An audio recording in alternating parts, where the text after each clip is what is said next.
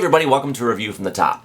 I'm back with another drone review today. This time it's Ruko's F11 Mini, their answer to the sub 250 gram drones that don't need to be registered with the FAA. Now Ruko sent me one of these to do a full shakedown on, so I put it through its paces over the past several weeks, and today I'm going to tell you what I think. Now for those of you who are interested or considering purchasing one of these, hopefully this video will tell you everything that you need to know before you pull the trigger. Now for those of you who already bought one, hopefully this video will be helpful in getting you guys up and flying. Now, like I said earlier, the F11 Mini weighs in at 249 grams, so it doesn't need to be registered with the FAA, technically. Now that doesn't mean that you shouldn't register it or neglect safe flight rules. It basically just means the FAA doesn't consider it as dangerous. It's small and very portable, and it's actually a surprisingly good flyer for something of this size. Though it doesn't come with any sort of blade guards or anything to protect the blades from impact, it does have folding props and folding arms, and it's responsive enough to fly indoors on those bad weather days without worrying about destroying the house or the drone itself. Outdoor flight performance is also really great. The Mini has some of the same basic GPS-based features as the rest of the Ruko fleet, things like Waypoint flight mode, orbit mode, GPS tracking, stuff like that. But compared to some of Ruko's bigger drones, like its big brother, the F11 Gim, I can tell Ruko had to eliminate some things in order to keep the weight below 250 grams. Most notably is the elimination of a 2-axis gimbal. Now, you can remotely move the camera up and down, but you won't get any kind of stabilization with your video, so all of the drone's movements get translated in a pretty shaky video, especially on breezy days. Ruko even mentions that in the manual, that in order to get good video, you need to fly slowly and avoid flying on windy days. Now, you'll see plenty of examples of what I'm talking about in the upcoming flight footage. Okay, I'm going to transition now to the actual flight review. Now, I'm going to show you the full process of setting the Mini up, connecting it, and launching it, and then I'll show you all the different flight features while I'm actually flying, including how it performs when it loses link with the controller. Hopefully this portion of the video is helpful for those of you who are just getting started with your Mini. Now stay tuned after the flight review portion because I'll come back and discuss things like flight duration, range test results, and some additional issues that I encountered with the Mini during my testing. For now, let's head out to the field. Alright guys, I'm here at my local flying site to do the flight review of the Ruko F11 Mini. Before I get started, I wanted to do a quick overview and show you everything you get with this kit. With the exception of this helipad and my phone, everything you see here you get. You get the drone itself. This is the F11 Mini, less than 250 grams. You get the controller for the Mini, really nice and foldable. I'll get more to that in a second here. You get 2 battery packs. These are micro USB rechargeable, and you do get 2 micro USB charging cables. These also work for the controller. You get a set of extra blades for doing repairs and damages, and you get a mini screwdriver as well. And you also get this really nice carrying case. Everything fits in here nicely and makes it easy to transport to and from the field. And then you also get a pretty extensive user manual that goes through everything in a lot of really good details and has a lot of nice pictures and stuff like that. And then you also get this handy quick start guide. Ruko did a great job with this. It just walks you through getting the aircraft connected and set up step by step. Makes it really easy. Just keep this in your field bag when you come, and they do a great job of walking you through it and make it really easy. You will need to download the Ruko Mini App, the F11 Mini App. There's a QR code at the front of this quick start guide here, as well as the manual. You'll need to download that before you start, whether you have an Apple phone or an Android phone. Make sure you download that because you will need it to get the FP video camera synced up. I really like this controller. This is something that Ruko has, in my opinion, done a great job with compared to some of the other drone manufacturers out there, as far as the cheaper end ones go anyway. I mean cheaper in price point, not in quality. Ruko did a great job with this. As you can see, these little handles flip out from the bottom. This gives it some size to make it easier to hold in your hand. It gives it a really comfortable feel. Also makes it nice and portable. It's got this flip-up phone holder. This thing is really strong and does a really great job. It holds it at a comfortable viewing angle. It's got really strong springs, even for my bigger phone, my Note 20 here. It fits in there nicely, holds it securely, and I'm not worried about it dropping or falling. They did a good job with this controller, the way everything folds up. There is a flip-up antenna in the back. You want to make sure you extend that before you start flying. And one of my favorite things about it is it does recharge via micro USB. So I can just charge the controller up before I come out to the field, and the controller will outlast both batteries by far. I haven't had to recharge it out on the field yet, so it lasts for a really long time. So I love the fact that it's rechargeable. I don't have to bring AA batteries with me. That's a really nice little feature. One only minor complaint that I have about the F11 Mini, I really wish it had a rocker switch instead of these buttons. In order to adjust the camera, you've got to press these buttons down, and it does it in steps. It's pretty fluid, but I really wish there was a rocker switch. It's a lot easier to control a rocker with your finger and fine-tune that instead of having to manually click the button to lower it in steps. Not a huge deal, just a minor critique that I would have loved to have seen. But overall, I like the controller. Comfortable, works great. Big fan of this one. Everything fits nicely into the carrying case, so I'm going to go ahead and get all this cleared off, and we're going to get ready to fly. Okay, we're ready to get going. In order to get the drone ready for flight, first thing you want to do is remove this cover. There's a cover on the camera here, a little plastic thing. Just press on that tab and pull it down, and it pops right out. You're going to want to make sure one of your battery packs is correctly inserted. There's 4 little pins on the top here. You can see, I'm sorry, it's not 4, it's 5. Anyway, there's pins that line up on the top of the drone, so make sure you get that oriented properly when you slide this in. There's a little clip on the bottom. Make sure that snaps into place and locks in securely before you fly. You don't want that coming out in flight. That would be bad, so just make sure it's in there securely. As far as unfolding the drone, make sure the arms that have the longer stick sticking down, unfold those first. And that's really all there is to it. The drone's ready to go. You do want to make sure that you have inserted a micro SD card into the drone. The drone does record directly onto this card as far as its high definition video. It will also record a lower resolution video in the Ruko app, but if you want full quality, you're going to have to insert a micro SD card in there. As far as the controller setup, all you got to do is pull these little handles down.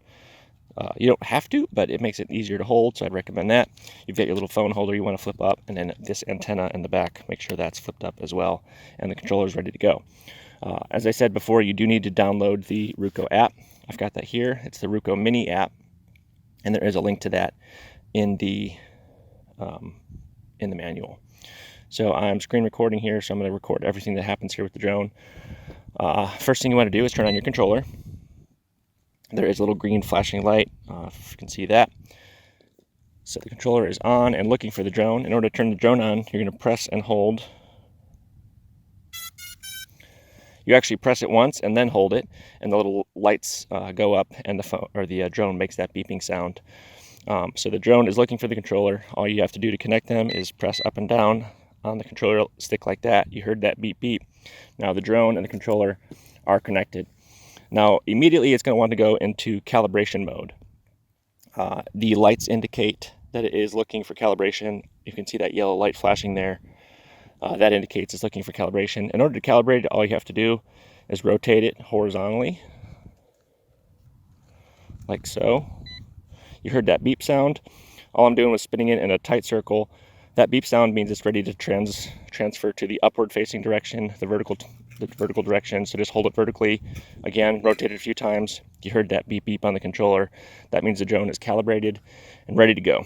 The next thing you want to do is calibrate your accelerometers, your gyro. In order to do that, okay, that beep meant everything's ready. The drone's calibrated. It sat there for a second. It's ready to go. Next thing you want to do is calibrate your gyro. In order to do that, press down and to the left on both sticks. And you can't see it, but those lights are flashing yellow very fast. And then they went solid to green. So that means the gyro is calibrated. Everything's calibrated. Everything's ready to go.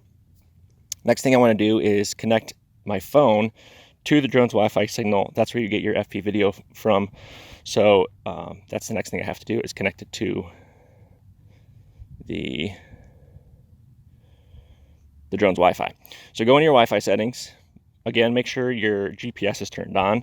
You will not get, you won't be able to see the drone's position if you don't have your GPS turned on. So make sure that is on your phone. Go into your Wi-Fi settings. I've already connected here, but you can see that it says Ruko F11 Mini 5G. That's what you want to connect to. Now my phone is talking to the drone's Wi-Fi signal.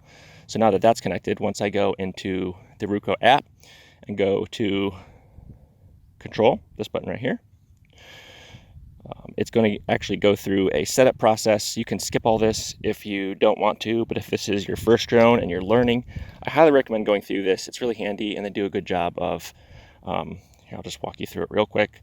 Do a great job of walking you through the steps. All the things that I just showed you, they do a really good job of giving you a picture and icon and guiding you through step by step on how to set that up. So I'm going to, for the future, hit no longer remind. It won't come up every time, so you can select that. I just wanted to make sure that I showed you guys that it has that nice little feature.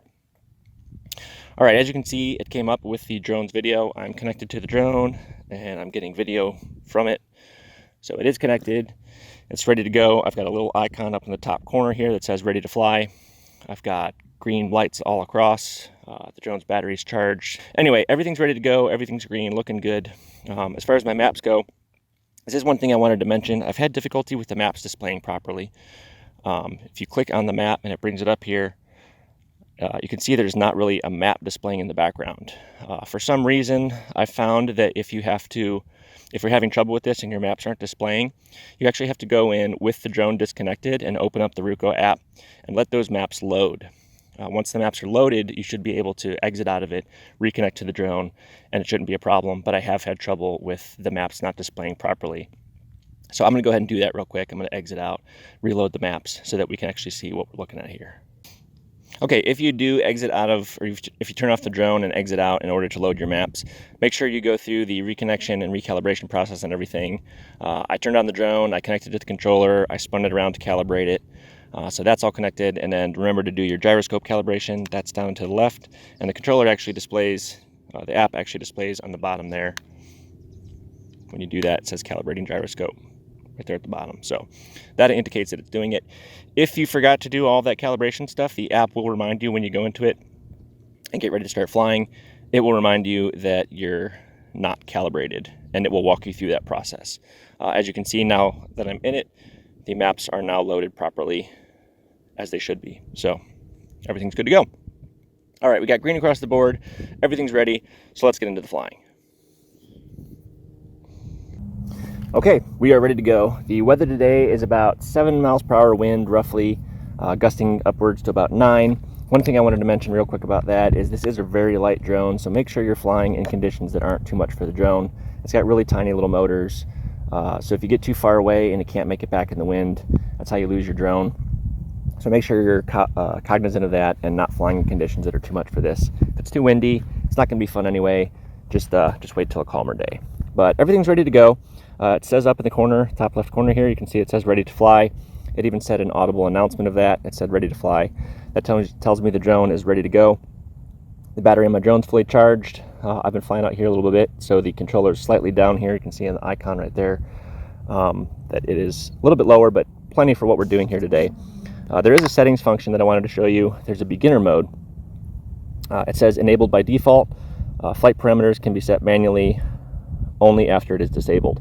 You can see here that there is a visible slider for the distance and altitude, but if I go ahead and put it in beginner mode and click that switch, you can see those options get grayed out.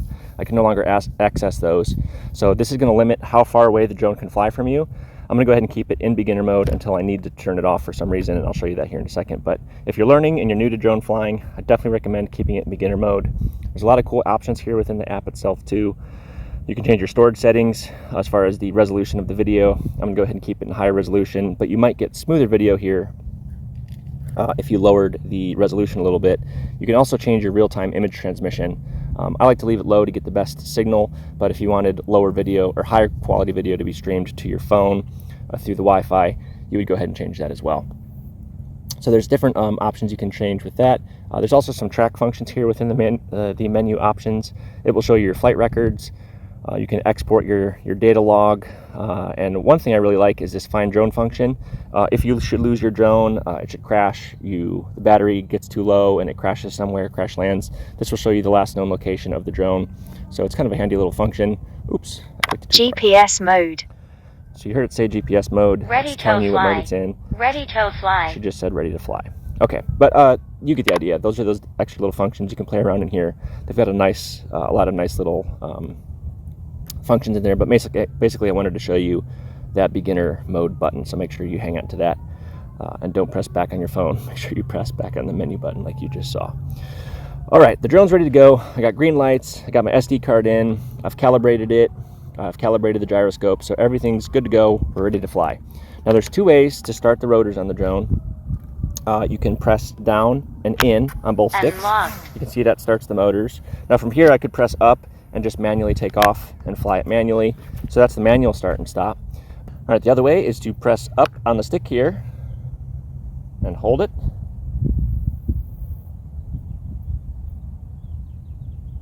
And locked. That fires up the motors, tells the drone that it's looking for an input and ready to take off.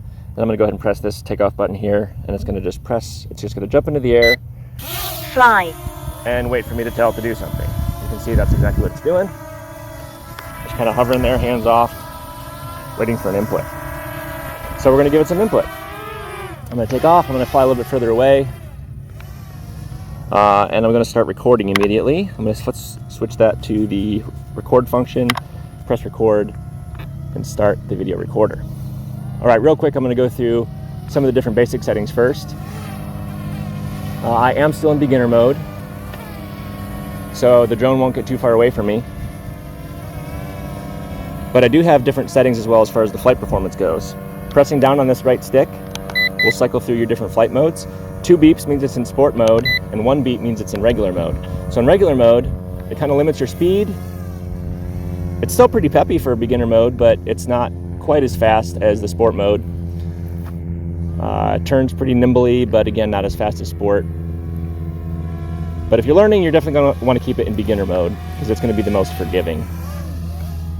But pressing on that stick and going 2 beeps puts it in the sport mode, and as you can see, it's going to be a lot more aggressive. It's going to have a lot more forward flight speed, faster turns. It's just a lot peppier and performs a lot better in sport mode. I'll keep it in beginner mode for this video, for most of it, just to show you how well it does, but that's how you change your sport setting. You do have 2 buttons here, up and down buttons, and that controls your camera. So pressing down on the right button moves the camera downward, pressing up on the left button, or pressing on the left button makes the camera move upward. As you can see, it does have a little bit of a stutter to it. It's not super smooth, but it does a pretty good job. I kind of wish they had a rocker switch that would make my life easier, but I'm not too mad about the buttons. It does a decent job. You can also take pictures and start and stop video using the buttons here. I'm already recording, so I don't need to do that right now. You can also hit this little pop-out slider, and you can control your angle adjustment of the camera with a little on-screen slider as well if you're using your phone to fly the drone, which you can do right here. If you're not using the controller, you can actually get rid of the controller and actually use these virtual sticks to fly the drone without bringing the controller with you. So nice little function for a super portable drone like this, but I'm going to stick with the stick flight because we get the most functionality out of that, and I can show you all the things. But do know that there is an additional slider in there if you want to control the camera within here. Okay, we've got a couple different functions to show you here. First is the GPS tracks. Now what this does is wherever the drone is pointing, I'm going to get the camera pointed at me by pressing down on this. And the drone is actually going to lock into that position, and it's going to keep me in the center of the frame, and it's going to follow me. Now as you can see, the drone's kind of moving sideways now, and it's just going to keep me locked in on that frame. Now one thing to note is I can't yaw the drone left and right. It's not moving at all. I can control the altitude by pressing up and down, but I can't yaw the drone. I can go away from me a little bit, and I can go closer to myself, but the drone's always going to stay in that orientation facing its GPS lock. So even moving left and right, I've got limited functionality as far as that goes. I can do it, it's moving real slow, so I can change, but it's really just going to fly in a circle around me. Distance limited. Now I don't know if you heard that vocalization say distance limited, but that's because I'm in beginner mode and it's not going to let me get too far away. So just keep in mind the drone's always going to be pointed at its source of GPS. You can't point it away, it's always going to be facing you, but it does do a great job of tracking as you move. The drone's Distance limited. Change its position and continue tracking. Again, you heard distance limited. It's going to continue tracking until you butt up against that point where it's going outside of its preset beginner distance. You can turn that off and it will continue tracking you if you go outside that virtual circle that it created. Now it's going to keep going. But that's the GPS track function. You get the idea. All right, next is orbit flight. Now, I'm going to preface this with orbit flight is one of the finickiest features that I found with the Mini here. And I'll show you that here in a second. But basically what it's going to do is it's going to fly a circle over whatever point you start this. So I'm going to get it directly over my head. I'm going to point the camera down at myself so I can get it lined up better. That's close enough for you to get the idea, and I'm going to go ahead and hit the orbit flight. And as you can see, the drone moves back a little bit from that center point, and it starts flying an automated orbit circle. And basically it's just going to keep rotating around me manually, and I can increase and decrease my camera angle. And I can increase and decrease my altitude. But I found it starts getting a little finicky and a little tricky when you start playing with your distances. Now, one thing that I've noticed, if I want to make the orbit circle bigger, I actually have to press the opposite of what you would think. I have to actually press forward on the drone.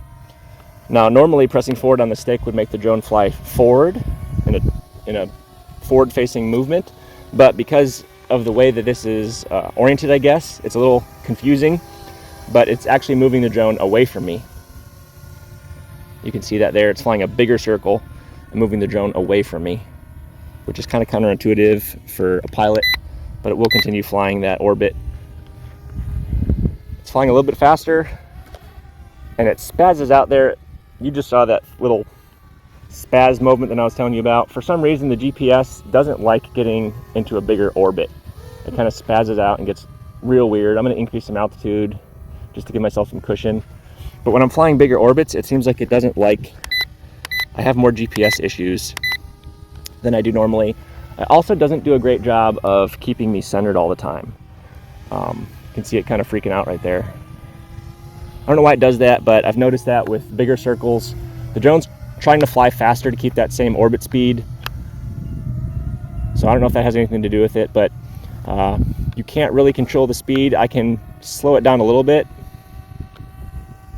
and it will actually change direction, but it really keeps flying that orbit at the same speed the whole time.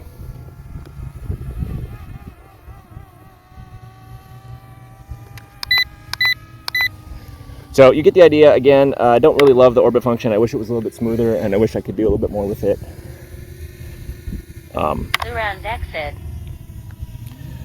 But overall, it's decent. I wish I could control the speed more. Really, you're going to get a lot better video footage just flying it manually in orbits around you, or doing the GPS track function like I showed you. That will keep the camera pointed at you all the time. So really, it's easier to just keep the camera locked on and fly a GPS lock and manually move it left and right like I showed you before.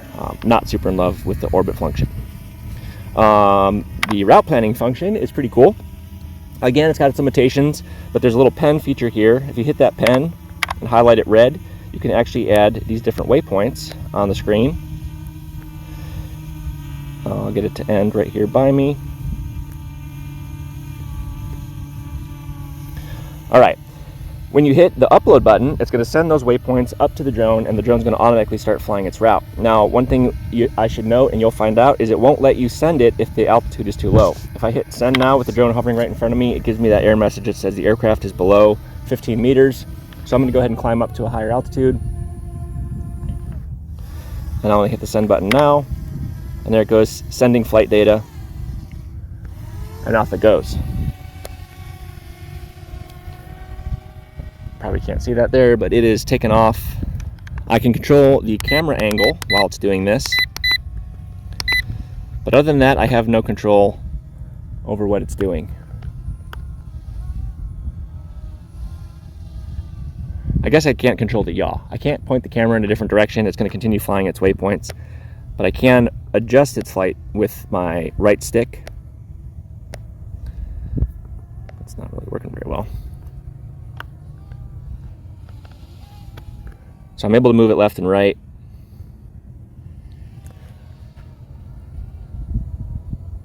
but it does continue to fly its waypoint. So that's a little inconvenient if you're trying to use this waypoint function to steer the camera. I can't maneuver the camera in any way. It's just going to keep flying in its same orientation, pointed straight forward at its waypoints. So this isn't really good for a lot of turning and maneuvering because it's only going to keep the camera pointed forward. I can move it up and down like I showed you, but overall it's just going to keep flying straight ahead between each waypoint. All right, that was the end. It's returned home to the last waypoint that I gave it, and it's up there waiting for its next command. As you can see, it's just kind of chilling up there. So that is the waypoint function. Again, you're going to have a lot more fun and a lot of functionality doing some of like the GPS track stuff, because you just don't get a lot of good camera footage because of how twitchy it is. As you can see, the fact that this thing doesn't have a gimbal on it means all of that movement of the drone is transmitted into the video itself. It's just basically a moving camera. So when you move, you're basically rocking the camera side to side in the air. A lot of the drones, like the DJIs, have a gimbal on them. So it actually cancels out that movement of the drone to keep the camera footage nice and stable and smooth. This one doesn't have that. It only has up and down movement of the camera. So you do get all of that movement translated into the video. So Ruko even tells you in the manual, if you're trying to get good video, you're going to want to do nice, slow, smooth inputs on it. So if I was going to do a video of me here, I'd get the camera lined up on me as best I can, and I would do a nice, slow orbits. But again, as the drone fights the wind, you're going to see a lot of that, and it's going to impact the video quality. So that's just one thing to keep in mind if you're considering this. Just know that there is no camera gimbal on this, but it's still a fantastic little drone that flies for a surprisingly long time for being as small and light as it is with the battery packs. Okay, a couple other things I wanted to show you. I showed you the lost drone function, but I wanted to show you its return to home functions. I'll get to that here in a second. VR split screen, I don't ever use this, but if you're using a VR headset that holds your phone, you can actually split the screen, drop your phone in, and use it as a VR headset. I don't like this. I don't really use it. It's more of a gimmick to me, but you can. It is there if you want it. And then there is the camera angle adjustment that's on here that I already showed you. There's also the remotes. You can actually get rid of the remote and actually fly the drone with just your phone. I think I mentioned that already. I can't remember. But then there's also voice functionality. Again, I don't really mess with any of those gimmicky features. For me, I would highly recommend, if you're a newer pilot, just stick with the remote controller, the standard conventional functions, just learn how to fly that way. There is a headless mode with this one as well, which I also don't ever use or recommend because it's just going to confuse you. Learn the conventional controls. If this is your first drone, that's going to translate to any drone that you're flying, and that's going to make your life a whole lot easier. Kind of steepens the learning curve a little bit, makes it a little bit harder, and you might crash some, but it's ultimately going to be the best way to learn because it's going to translate to whatever drone you're flying. All of them have pretty much the same controls, so don't worry about the headless mode. Now you can turn off GPS. If I was going to fly this indoors and there wasn't a GPS signal, it does default to GPS mode, but I can press and hold the GPS button. I don't want to do it right now because I don't want to lose my GPS lock on my home position. But if you press and hold this button, it will beep and it will turn off GPS mode and let you fly it in indoor mode, which is sport mode. Be really careful. There's no blade guards or blade protectors on this thing, so it's really easy to crash into things if you're flying indoors. It's very responsive and it does a good job, but just keep that in mind, that there's no obstacle avoidance or anything like that on this drone. So if you're flying indoors, you could get yourself in trouble. All right, the drone battery is at 54%. So I'm gonna do a little bit of flying around here because I wanna show you a couple more functions about the low battery and the return to home stuff. If the remote does get turned off, it will return to home. Now, last couple times I've done this as a test, it did take a few seconds for it to respond, but turning off the controller means the drone and the controller are no longer talking. I just turned it off. There's no green light. The controller is off. The drone is still hovering out there. Because I can't control it with control input because the controller's off, it's just going to keep hovering out there. I can't do anything to it. So it's going to have to time out, realize it doesn't get any control input or any signal from the controller. Return home. It just said return to home on the app. And now the drone's climbing to altitude. I don't know if you can see it out there. But it's coming directly overhead. And it's starting to land, which is exactly what I want it to do. I'm going to go ahead and turn the controller back on. Press up and down like you would to normally connect the controller. Descend. And now I have control again, so I should be able to hit return to Stop home return home. and cancel return to home death. and get authority again. So now I'm once again in control. I've reestablished communication and connection. So I'm once again flying the drone. So that's a little peace of mind. If for some reason you forget to charge your controller battery, it will alert you and warn you up here on the screen, but just know that if it does lose communication, it will actually return home. So that's a really nice function as well. As far as actually landing, I'll go ahead and bring it back and we'll get it hovering. It would have just landed if I let it.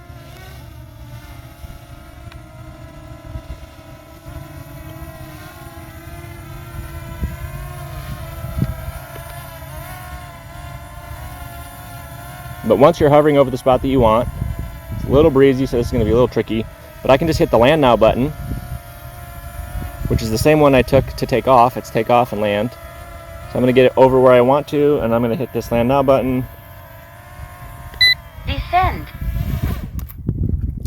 Not too bad, a little bumpy, but that will make the drone land itself wherever you're at, taking all the effort out of it.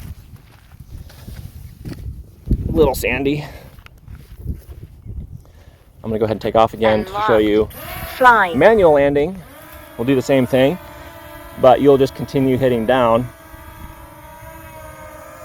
It does get a little bit twitchier as you get closer to the ground and get a ground effect, but you can continue descending until you get to where you want to be.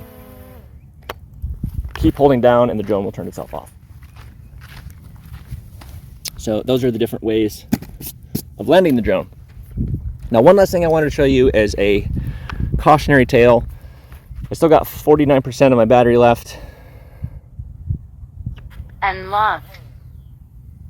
Fly. So I'm going to do a little bit of flying around here. I'll go in sport mode, use up some of that battery.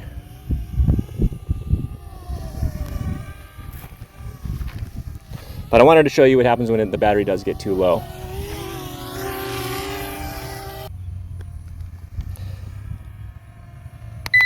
Now at its max upward angle on the camera,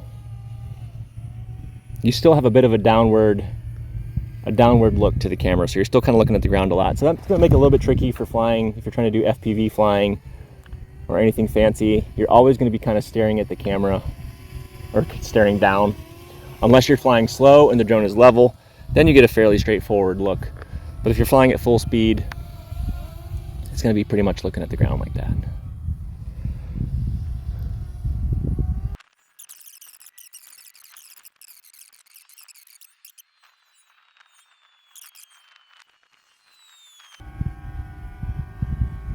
Return home. Drone Okay. low voltage.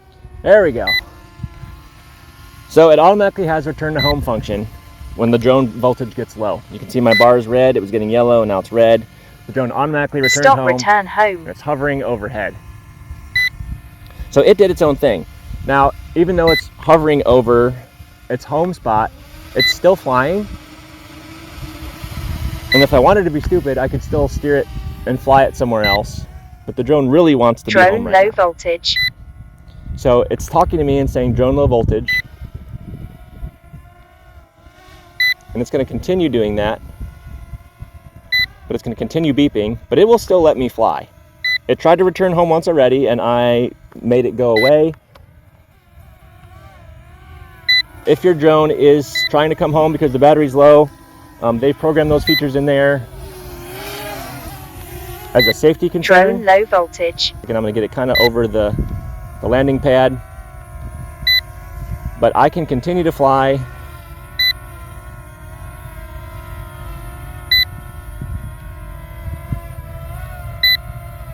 It's still beeping. It's cautioning me to return home. I'm at 8%. I'll get this over the landing pad as best I can. Drone low voltage. It's at 4% now.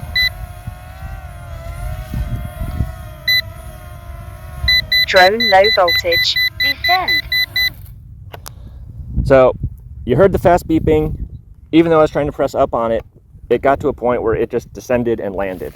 Now, the cautionary tale comes when you're 300 feet in the air, 800 yards away. On a windy day, the drone starts beeping, is trying to come home, but it just can't do it. It will get to a point where it just lands wherever it lands. And that's something that you have to be aware of. When it starts beeping, when it starts telling you low battery, go ahead and just start coming home and don't mess with it. You got 2 battery packs. But this one will just fall out of the sky. It won't fall like a rock, but the motors will slow down and it will descend safely, but land wherever it is when the battery dies. So just keep that in mind. If that does happen, you do have your find drone function. Go ahead and hit find drone and it will show you the last known location, which just so happens to be overhead because that's where I was, but this does a good job of tracking that. So overall, I think I covered everything that I wanted to here. It's a great little fun drone. I'll do a duration test, a flight duration, and a distance test and follow up with that. But overall, I'm pretty happy with this thing's performance and the flight time that you get out of this. So overall, I would say that this was a successful flight test. Okay, I'm back. As you can see, the Mini performed pretty well during all my flight testing, but I definitely encountered a few issues that I wanted to share with you guys. First off was a signal interference / compass calibration issue. During one of my test flights and also during the range test, I received an in-flight compass calibration notification on the app screen on my phone, which forced the Mini to descend in order to recalibrate the compass. Now I was able to give it throttle on the controller to keep it from landing in a spot that I didn't want it to while I made my way back home, but as soon as I let go of the throttle stick, it wanted to descend again.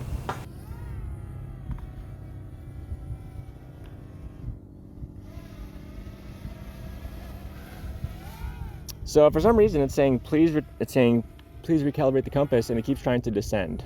I'm not sure why it's doing that. This is a new thing for me. Now for those of you who are new to flying drones, this could be very unsettling and problematic, and it could even result in the loss of your drone. Now I was flying in the same location that I always do all my drone tests, so I don't think there was any abnormally strong interference of any sort. I reached out to Ruko to see if this was just a fluke or a problem with my particular unit. Unfortunately, the answer that I got was that I needed to fly in a different location that doesn't have as much interference. So, not super helpful. Now, I did encounter this issue on more than one occasion, and I think the conclusion that I've come to is that the Mini is just way more sensitive than my other Ruko drones to any kind of interference. I don't know if it's because of a smaller compass or other components that were used to keep weight down, but it definitely seems extremely susceptible to any kind of geomagnetic interference. So I would certainly avoid flying the Mini around buildings, power lines, or other metal structures that could interfere with your compass and GPS signals. That is, of course, unless you decide to disable GPS altogether and fly in sport mode. Fortunately, you do have the ability to disable GPS mode for flying indoors or in areas that don't have great GPS signal. So I wanted to show you a short video clip of how to do that, so check this out real quick. Okay guys, I have the F11 Mini in the garage to do a flight duration test. I'm going to see how long it'll fly on a full battery. We're going to get max duration out of it. First I wanted to show you real quick how to fly the F11 Mini indoors. The drone defaults to GPS mode every single time you fly, so you have to actually press a button in order to get it into attitude mode, or else you won't be able to take off. I'll show you what I mean here. First I'm going to turn the drone on. I'm going to turn my controller on. Up and down connects it. I'm going to connect to the drone's Wi-Fi. There's F11 Mini. It's going to say connected without internet. All right, I'm going to go into the controller. It's going to ask me for calibration. So to calibrate, you're going to hold it horizontal, nice and level. It'll beep. Then you switch it to vertical. Spin it a few times. It'll go beep beep. Set it down. And now you can either press the calibrate button here on the controller, or you can hold down to the left on both controllers. Those lights will flash, it'll go solid. Now you're ready to go. Now you'll notice my cell phone GPS is turned off right here, and I don't have any GPS satellites because the drone is indoors, it's not getting any satellite signal. So normally I would be able to press this takeoff button, normally I'd be able to press up and start the motors, or normally I'd be able to unlock the drone this way, but you can see it's not doing anything because the drone defaults to GPS mode. In order to fly in attitude mode or indoor mode, you want to press and hold the center button that looks like a compass. Press and hold that for 3 seconds. You'll hear a beep. It'll say attitude mode up here in the top corner, and it'll say ready to fly. And now we're in indoor mode. I can press and hold center, and you can see it unlock the drone, and it's ready to fly now. All right. Lastly, I wanted to discuss my flight duration and range testing. Now, the video you just saw was my flight duration test in my garage. I launched the Mini and I hovered it in one spot until it forced itself to land. I did have the camera going, since that's what most of you will probably be doing as well, so I felt like this was a pretty accurate representation of how much flight time you'll get out of a full battery. Now, you do actually gain some efficiency in forward flight, so all of my tests out at the flying field were actually even longer than this basic hover test in my garage. Now, the max flight time I got hovering was 20 minutes with an overall average flight duration of around 23 minutes. Now, Ruko is advertising almost 30 minutes in their brochures and advertisements, so I'd say that's a fairly accurate representation of its capabilities, which are pretty average for this size and price point. For the range test, I strapped the Mini down to the back of my truck, I put it in flying mode, and I had my friend Bobby drive it away from me until the controller lost link with it. Now, Bobby got almost 7/10 of a mile away, or 3,696 feet, before I officially lost connection with the Mini. But the video got really laggy and signal inputs were dropping out well before that.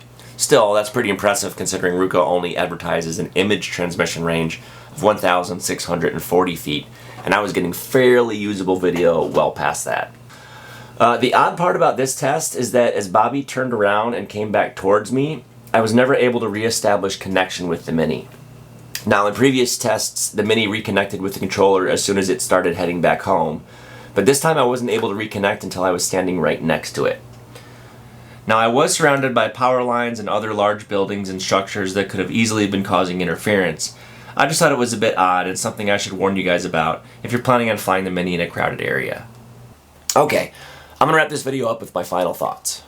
At a current price of $249, the Mini is a really decent starter drone. It flies well, it's small enough to fold up and slip in your pocket and fly with your phone, and it has a decent camera. It has flight stabilization, return to home functions, and other beginner flight modes that make it a great option for learning to fly. It's also half the price of the DJI Mini and other sub 249 gram drones in this category, but that lower price point also comes at the trade-off of functionality. The F11 Mini doesn't have any sort of obstacle avoidance, so you're 100% reliant on your flying skills to ensure that you don't hit anything, and that could be a problem for newer pilots. The lack of a gimbal is also a problem for me personally, as most of the video footage that I got from the Mini was so shaky it was basically unusable. Now, that combined with the GPS and compass issues that I experienced makes me a little hesitant to recommend this one, but I can't deny the fact that Ruko does make a really stable flying drone with decent flight times. So if you're looking for your first drone, the F11 Mini is a good one to cut your teeth on. But if you're looking for a step up from your first drone and high quality video is important to you, you might be better served spending more money on one of the other options equipped with a gimbal stabilized camera. Overall, I had a ton of fun testing the Mini, and I really appreciate Ruko sending this over to me to check out. Hopefully this video was helpful for you guys and you got something useful out of it. Let me know in the comments what I can do better in future videos, because I really do want these reviews to be beneficial for all of you. Well, that does it for me on this one, guys. Thanks so much for watching. I'll see you next time.